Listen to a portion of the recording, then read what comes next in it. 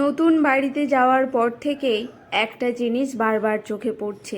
আমাদের বারান্দার মুখোমুখি পাশের বিল্ডিংয়ের একদম লাগোয়া বারান্দায় একজন মাঝবয়সী মহিলা, বয়স সর্বোচ্চ 40 হবে। তিনি প্রায়ই মন খারাপ করে বারান্দার গ্রিল ধরে দাঁড়িয়ে থাকেন। দিনে বা রাতে বেশিরভাগ সময়টাতেই উনি বারান্দায় কাটায়। আমি যতবারই বারান্দায় যাই কাপড় চোপড় নাড়তে, ততবারই চোখে পড়ে। কখনো কখনো রাতে ঘুম ভাঙলে টয়লেটে যাওয়ার সময় বারান্দা থেকে চাপা কান্নার স্বরও শুনতে পাই। আবিরকে বিষয়টা নিয়ে দু একবার বলেছি, সে তেমন কোনো গুরুত্ব দেয়নি। একদিন না পারতে আমি ওই মহিলার সাথে যেচে পড়ে কথা বললাম। আমি জানতে চাই ওনার কী এমন দুঃখ, কী এমন কষ্ট যে জীবনটা একটা বারান্দায় সীমাবদ্ধ হয়ে গেল। কথায় কথায় জানতে পারলাম উনি একজন ক্যান্সার রোগী। ডাক্তার সময় বেঁধে দিয়েছে, বড়জোর 7-8 মাস বাঁচবে। এখন ওনাকে দেখাশোনার জন্য ওনার ছোট বোন এসে রয়েছে, সংসার সামলাচ্ছে। হাজবেন্ড ব্যাংকে চাকরি করেন, আর একমাত্র ছেলে কলেজে পড়ে, হোস্টেলে থেকে পড়াশোনা করে। বাসায় ওনারা 3জনই বলতে গেলে। কথাগুলো শোনার পর ভেতরটা কেমন শূন্য হয়ে গেল। মানুষের জীবনে কত রকম কষ্ট থাকে ভাবা যায়। আমি ওনাকে দিদি বলেই ডাকা শুরু করলাম। এরপর থেকে দিদির সাথে আমার প্রতিদিন টুকটাক কথা হতো। আমি যতটুকু পারতাম দিদিকে সঙ্গ দিতাম। অল্প দিনের পরিচয়ে দিদি কেমন আপন হয়ে গেল আমার। একদিন দুপুরবেলা দিদির ডাকাডাকিতে আমার ঘুম ভেঙে গেল। দৌড়ে বারান্দায় গেলাম। দিদিকে খুব উস্কো খুস্কো লাগছে। মলিন গলায় বলল, মীরা, তোমার বাড়িতে চিংড়ি মাছ আছে? আমার খুব কাঁঠাল চিংড়ি খেতে মন চাচ্ছে, আমার জন্য নিয়ে আসবে? আমার মনটা ভীষণ খারাপ হয়ে গেল। এই প্রথম দিদি মুখ ফুটে কিছু একটা খেতে চাইলো। কত সময় কত কিছু সেধেছি, নিতে চাই নাই। এখন যাই চাইলো, কিন্তু বাড়িতে তো চিংড়ি নেই। আমি বললাম, দিদি চিংড়ি নেই, আমি ছোট আলু দিয়ে পাবদা মাছের ঝোল আর টমেটোর টক রান্না করেছি, খাবেন? দিদি খুশিতে আপ্লুত হয়ে বলল, অবশ্যই খাবো, আমার খুব খিদা পেয়েছে। বাড়িতে তো কেউ নেই। আমার বোনকে টুকটাক কেনাকাটা করে দিতে আমার হাজবেন্ড শপিংয়ে নিয়ে গেছে। আর যা রান্না করা আছে তা মুখে দেওয়া যাচ্ছে না, রুচিতে কুলায় না এখন সব খাবার। তাই তোমাকে বলা, কিছু মনে করো না বোন। আমি তড়িঘড়ি করে টিফিন ক্যারিয়ারে করে খাবার নিয়ে প্রথমবারের মতো দিদির বাসায় গেলাম। দিদি আমাকে তার নিজের ঘরে নিয়ে বসালো। দিদির রুমে ঢুকে আমি ধাক্কা মতো খেলাম। ছোট সিঙ্গেল একটা খাট, খুব এলোমেলো স্টোর রুমের মতো একটা রুম, এটার সাথে বারান্দাটা। পাশের রুমটা পরিপাটি গুছানো কপাল রুম বোঝাই যাচ্ছে। হিসেব অনুযায়ী ওটা দিদির রুম হওয়ার কথা। আমার মনে হাজারটা প্রশ্ন ঘুরপাক খাচ্ছে, তবু চুপ করে রইলাম। দিদি খুব তৃপ্তি নিয়ে সবটুকু খাবার খেলো। খাবার শেষে আমার কাঁধে হাত রেখে বলল, কতদিন পর পেট ভরে খেলাম জানি না, ভগবান তোমাকে সুখী করুক। দিদি তার ছেলের ছবি দেখালো, কত শত গল্প আওড়ালো। আমি মনোযোগ দিয়ে সব শুনলাম। হয়তো অনেক দিন পর মন খুলে কথা বলছে। তবে আমার মনের কনফিউশন আর ধরে রাখতে না পেরে বললাম, দিদি, পাশের রুমটায় কে কে থাকে? আপনি এখানে একা থাকেন? দিদি মুহূর্তেই কেমন স্তব্ধ হয়ে গেল। অন্যদিকে দৃষ্টি রেখে বলল, বোন, ডেকেছো যখন লুকাবো কি আর বলো। আসলে ওইটা আমার সতীনের সংসার, সে আমার বোন নয়। সংসারটা আমার ছিল। এই তো গত বছর ওই রুমটায় আমি আর সুজয় থাকতাম, আর এটায় আমার ছেলে থাকতো। সাজানো গোছানো ছিমছাম সংসার। আমি কিছু বলার আগেই দিদি আমার 2 হাত মুঠোতে নিয়ে বলল, মীরা, আমার জীবনে অনেক দুঃখ। তোমার কি দুদণ্ড সময় হবে কথাগুলো শোনার? খুব হাঁসফাঁস লাগে জানো, কাউকে বলতে পারি না। ভগবান ছাড়া কাউকে পায় না বলার। কিন্তু ভগবান তো নিশ্চুপ থাকে, আমাকে সান্ত্বনা দেয় না। সান্ত্বনা কই পাবো বলো তো? বলেই দিদি ঝরঝর করে কেঁদে ফেলল। আমি দিদির নিষ্প্রাণ চোখের দিকে তাকিয়ে রইলাম। গলা দিয়ে আমার কোনো কথা বেরোচ্ছে না। দিদি নিজেকে সামলে নিয়ে আবার বলতে শুরু করলো, জানো মীরা, আমার যখন প্রথম ক্যান্সার ধরা পড়ে তখন ডাক্তার বলেছিল বাইরে গিয়ে চিকিৎসা করালে আমি সুস্থ হয়ে যেতে পারি, অনেক টাকা লাগবে।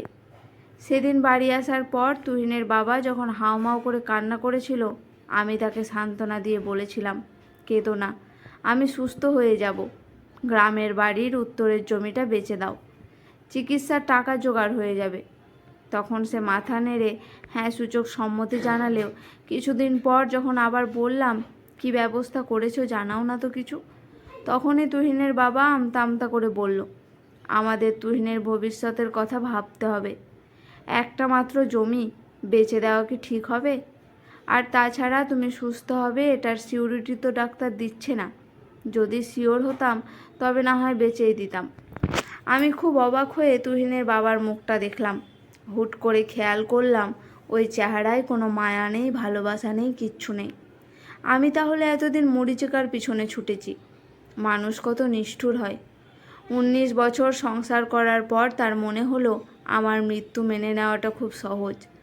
সেদিন থেকে আমার মৃত্যু ভয় শুরু হলো, কেননা আমি বুঝে গিয়েছিলাম আমার বেঁচে থাকার চেয়ে জমি থাকাটা অনেক গুরুত্বপূর্ণ। আমি নিশ্চিত মৃত্যুর জন্য প্রহর গুনতে শুরু করলাম। তখন আমার ছেলেটা আমার কাছেই থাকতো। এরপর ওর বাবা তড়িঘড়ি করে ওকে হোস্টেলে পাঠানোর ব্যবস্থা করলো। বলল আমার অসুস্থতা দেখে নাকি ছেলের পড়াশোনার ক্ষতি হবে। সেদিন না বুঝলেও পরে বুঝেছিলাম কেন ছেলেকে হোস্টেলে পাঠিয়েছে। যখন দেখলাম আমি বেঁচে থাকতেই নতুন কাউকে আমার সংসার হস্তান্তর করা হয়েছে। বুঝলে মীরা, আমার স্বামী আমাকে বুঝ দিয়েছে তোমাকে দেখাশোনা করার জন্য নাকি লোক লাগবে, তাই বিয়ে করে এনেছে, যেন সমাজ আবার খারাপ কথা না বলতে পারে। কিন্তু আমার খোঁজ নিতে কেউ তো এ ঘরে উকিও দেয় না। আমি শরীরের যন্ত্রণায় যখন চিৎকার করি তারা বিরক্ত হয়ে দরজা বন্ধ করে দেয়। আমি রাতেও বারান্দায় বসে থাকি। এ ঘর থেকে পাশের ঘরের সুখের আওয়াজ শুনতে আমার ভীষণ কষ্ট হয়। আমার শারীরিক কষ্টের চেয়ে মানসিক কষ্ট খুব বেশি হয়। তাদের সুখের সংসার, প্রেম, ভালোবাসা এগুলো আমি সহ্য কেন করতে পারছি না বলো তো?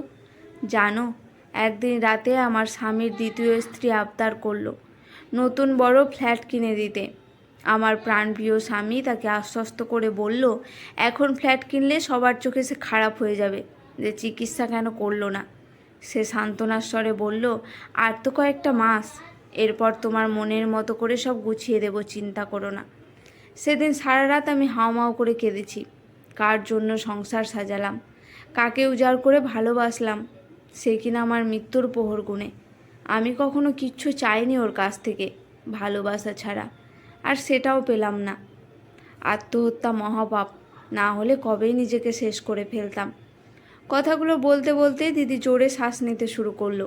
দিদির সাথে সাথে আমার চোখ থেকেও জল ঝরছে। আবিরের মুখটা চোখের সামনে ভেসে উঠছে।